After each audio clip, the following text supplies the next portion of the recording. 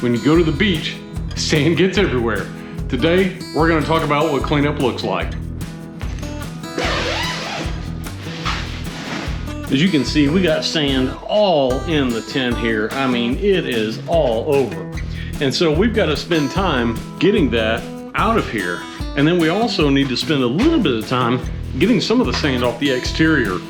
You can see, if you look closely here, that we've got some sand that if you run your hand on it, it'll drop the sand particles off. So I'm gonna use a broom and see if I can't get some of that sand off of the tent.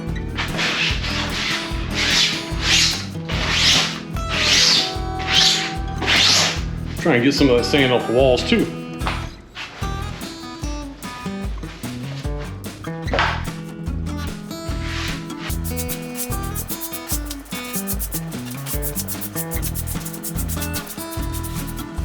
All right, I got the bulk of the sand out of there, and that's a miss.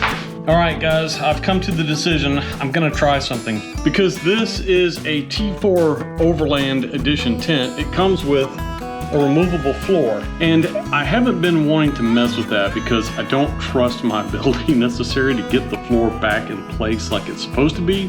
But there's so much extra sand in here, and I really need to give this a good rinse down. I'm gonna try it. So we've got these tabs here. You can see there's one there and one here, and if you match them up, you should be able to get the floor to line back up. So we're gonna give it a try and see what happens. Wish me luck.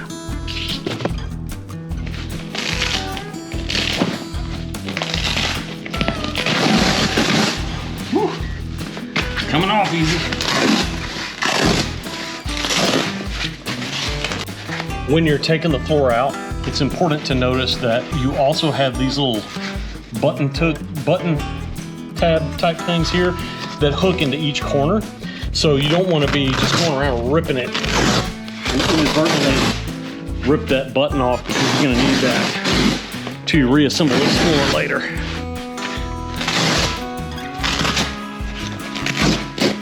There's another one. There we go. Let's get going.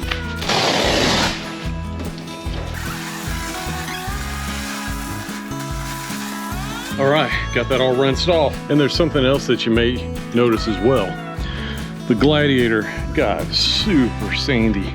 You can see all the sand still left in the bed that I got to rinse out, but I went ahead and cleaned off the bed rack. Took everything off of it so I could strip it all down and get the gear cleaned.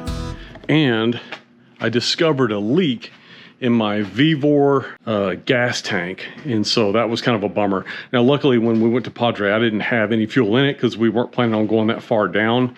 But when I was taking it off, I discovered some micro fractures and stuff along the can. Here, I'll show you. You can see some hairline type fractures and things starting to form there. And this gas tank was empty when I went on my trip, and after the rain it is full of water. So somehow water was getting in there, which isn't great. You definitely don't want to mix that with gas, so I'm glad that I found it out now. So unfortunately, that's not a piece of gear that's going to go back on the Gladiator. I have to think of something different, probably spraying for roto packs, which, you know, in these type of scenarios, you really do get what you pay for. All right, well, I got the floor in, and as you can see, that is a sight better than what it was before, and it was relatively easy to get in there. I don't know why I was so intimidated by it. Using those tabs to line it up, and then the little button clips for the corners, it was really, really easy. So huge plus for this tent. Now let's talk about what's going to go back on the bed of the Gladiator. And of course, after you finish cleaning up everything and reattaching to the Gladiator, my attention turns to prepping for the next trip. Sorry about the weird eyeglass stuff I've got going on here. I had an eye doctor appointment today, got my eyes dilated, so they're still adjusting, a little bit sensitive to light, so just bear with me.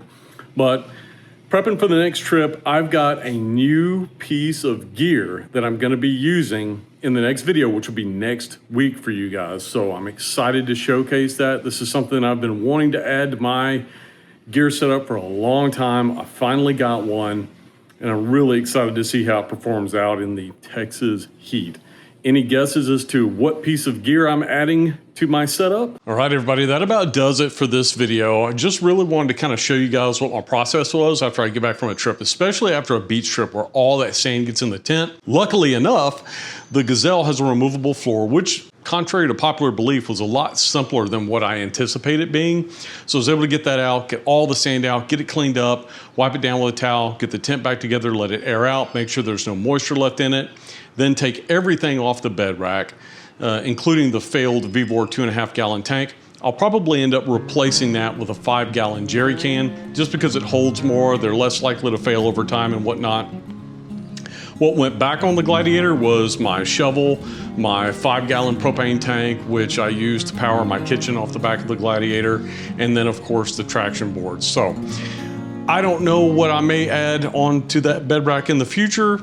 Who knows? I've got a lot of ideas. What would you guys like to see me add to the setup? Would y'all like to see a rooftop tent? Would you like to see a hammock tent? Let me know in the comments. Also, let me know in the comments, what's your routine for cleaning up after you get back from a trip where your setup got particularly nasty? You know, everybody does it a little bit differently, and I'd love to hear about it in the comments. Also, thank you so much to my members. Huge shout out for keeping gas in the Gladiator and allowing me to go on these adventures. Thank you for all of those who subscribe. I couldn't do this without you. I truly appreciate each and every one of you.